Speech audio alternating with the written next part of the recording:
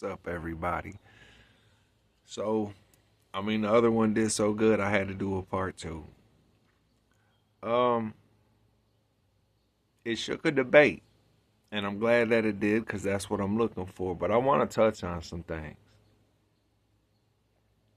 As far as I'm concerned, the only people who should ever get sent to prison are sex offenders and people who victimize innocent people, elderly, just tax-paying innocent people who don't live a criminal lifestyle, whether that be a murder, robbery, steal, whatever you do. If your victim is an innocent person, I believe you get whatever you got coming. And of course, a sex offender. But for those of you who seem to think I'm whining or pouting, most people in prison don't have a victim. I'm going to say that again. Most people in prison don't have victims. Most people in prison, the majority of people in prison, are in prison for drug related offenses.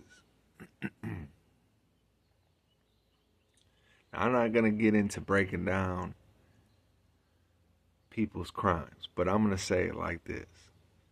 If you're living a criminal lifestyle, if you're in the streets in any way whatsoever, I feel like 911 should be blocked on your phone.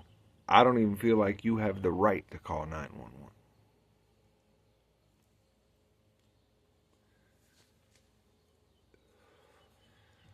Lebanon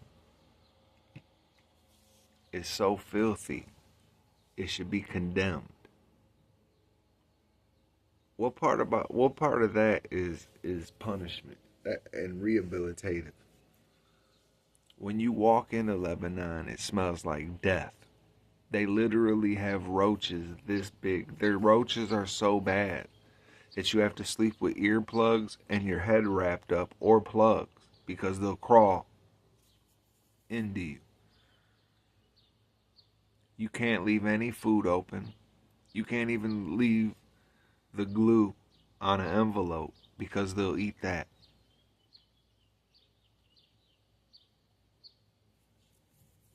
I've worked in the kitchen where we were taking racks of bread, and in between the racks of bread there were smashed mice, and the CO still made us serve the bread.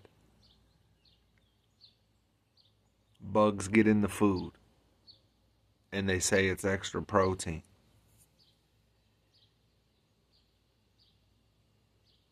Tuberculosis, hepatitis C, HIV are so rampant in the penitentiary that they do tests for it every year. I've been in 2 different penitentiaries that had to be quarantined long before COVID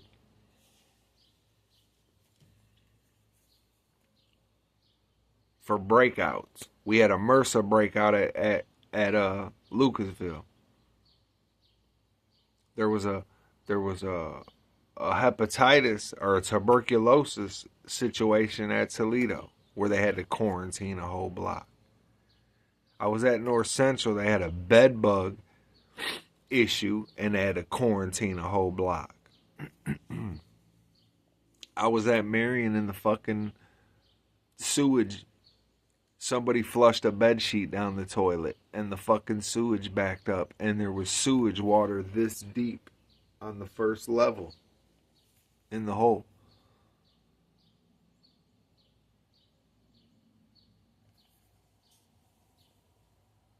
A lot of these places are disgusting living environments. And the mistreatment. There's a CO named Red. Anybody who's been to Ross recently knows who Redbeard is. They call him Red or Redbeard. He extorts inmates for their Suboxone. and would do it in their cell right in front of them. And he would come in your cell to shake you down. He would always know who had it. He never missed. So if he shook you down, he knew you had it. And he would tell you, listen, before I tear this cell up, man, you can either just give it to me, because if I tear the cell up and I find it, I'm still going to do your shit and I'm putting you in the hole. He would flat out tell you.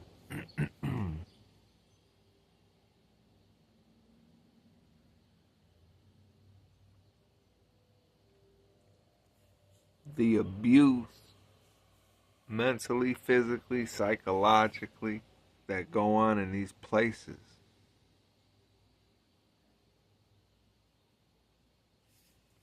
are off the hook.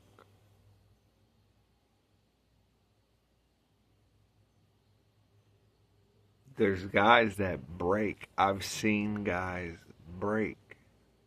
When you see people eat their own feces, literally, I don't get off talking about it. I seen it. That shit's gross.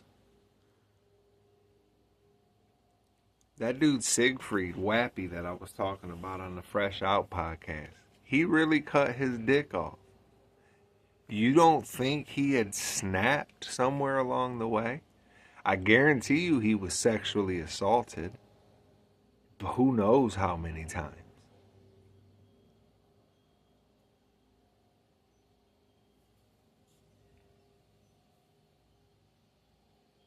You go outside on just about any compound. In Lebanon, when I was in Lebanon, the gay shit was so off the hook. They used to jump the broom and get married. And then they would get each other's names tattooed on their ring finger. If you meet an old school dude and he's been locked up in Ohio, look at his ring finger. If he's got a dude, see what kind of names there, because they used to get each other's initials or name tattooed on their ring finger, and then they'd go out on the rec yard during rec, and they would jump the broom and get penitentiary married. And the COs would watch, attend, condone. There's a whole cell block at Lebanon, F. Frank. They call it Freaky Frank. When I was there, they used to put all the gays in there together on purpose. You could go in, if you had a punk, you could get him in your cell. They'd move him right in there.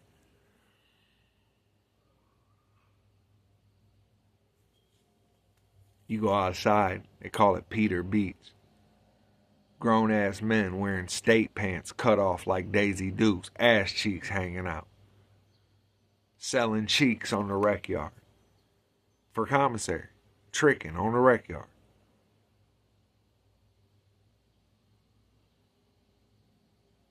These are glorified fucking nut house crazy places. Filthy. And the COs take advantage of it. And the staff take advantage of it.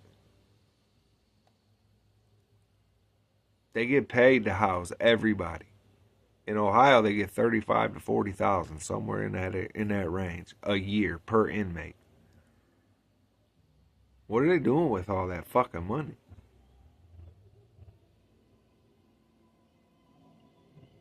The drug use in the penitentiary is so bad, these guys are getting high. You can Google this. Go on YouTube. Google guys getting high out of their mind on what they think is K2 in the penitentiary. They're getting high on bug spray. Raid. I've never done it. I can tell you what I heard. I'm not going to get into the details about how they make it because I don't know if it's accurate or not. It's just stories I've heard. But I know Raid, the purple cap Raid, is in the ingredients. And what they were doing is they were liquefying this K2 bug spray shit. And they would shake it up. They would spritz it. They would spray a whole notebook paper front and back.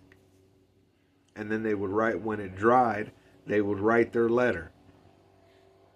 and then they would spray it again, and then they would mail that letter in, and the guys would get it in, and it would be a notebook paper, and they would rip the notebook paper up in pieces, and they would mix it with tea.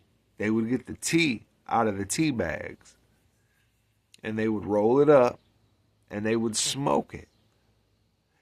Go to YouTube and watch what this shit's doing to guys. They're walking around like zombies.